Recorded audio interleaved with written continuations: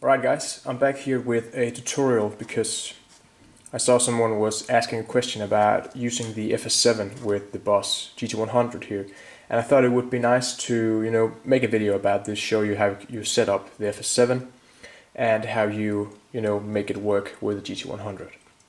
Alright, so first off, I have the FS7 right here.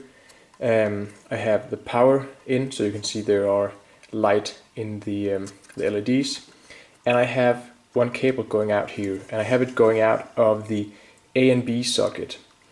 And I'm using a jack stereo cable, tip ring sleeve, so it has two rings on it instead of your standard jack cable. Guess I could show you right here. So you can see it kind of looks like this. So you have the tip, you have the ring, and you have the sleeve here. So you would need a cable like this to to make it work if you're using the A and B socket here. If you have a Y cable, which basically has this type of plug in one end going into the socket on the GT-100, and you have at the other end two standard jack cables, you can patch them in here and have the stereo jack going up here, but it just depends on what cable you have. But I'm using the A and B socket with this stereo jack, just connecting it. Okay, let's power the GT-100 up again here.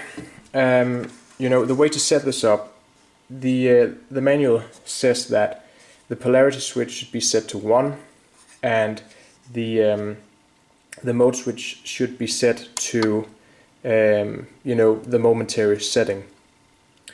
And that is basically, that is fine for, the simpler use, because, if I go into the CTL EXP over here, and if I scroll till I see the very first, the sub one over here, which basically, the sub one corresponds to the B side over here on the F7. If I go into that menu, and I select a function for it, let's just set the function to, let's say, overdrive. And we have our minimum, maximum, and our source mode. If you set it at toggle, you'll see if I press the effects button and get into our signal chain over here, you will see that if I find the overdrive over here and I now press the FS7, you'll see it'll turn on and off. But if I go over here to the FS7, you will see that the light just blinks or lights up once and then goes out again. So that can be kind of confusing if you're on stage and one click is on, one click is off. If you're fine with that and you can hear the difference, that's just that's fine, it's up to you. But it can be kind of confusing if you have different effects going on your assigns here. So a way you can work around this is that we go back here, go over here, and we press the CTL EXP again. We go into the menu for the sub control 1. We still select a function. Our minimum and maximum is just going to take the overdrive to turn it on. But instead of the source mode being toggle, you want to set it to momentary.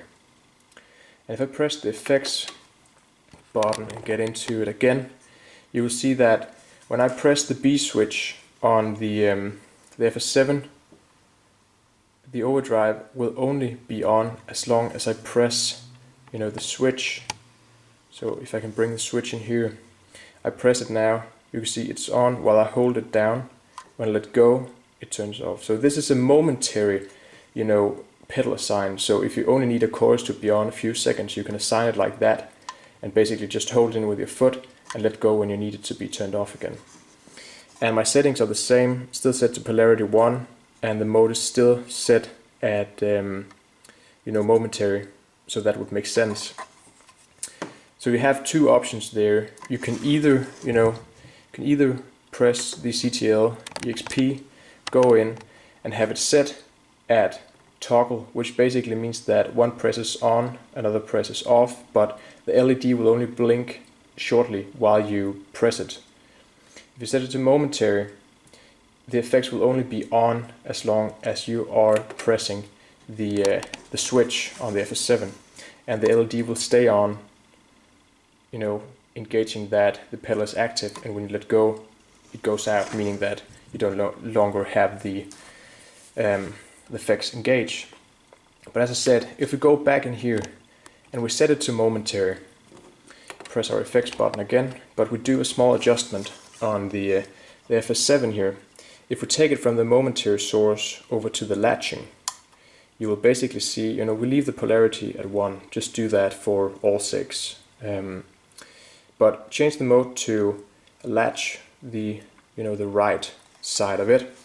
You will now see, as before, when I press the CTL, when I press the B side once, it'll turn the effects on.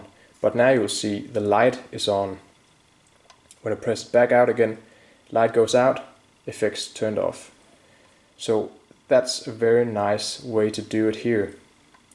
And you know, that's just from us setting the source mode to momentary.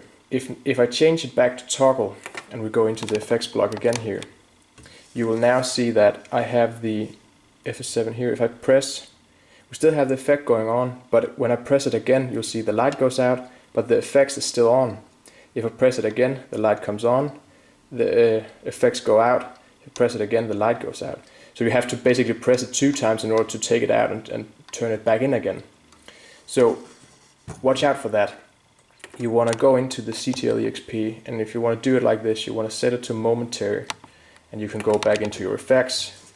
You can do the same as before, you know, basically having your FS7 adjusted to the latching over at the right here. And you can press it, light on, light off, pedal on, pedal off.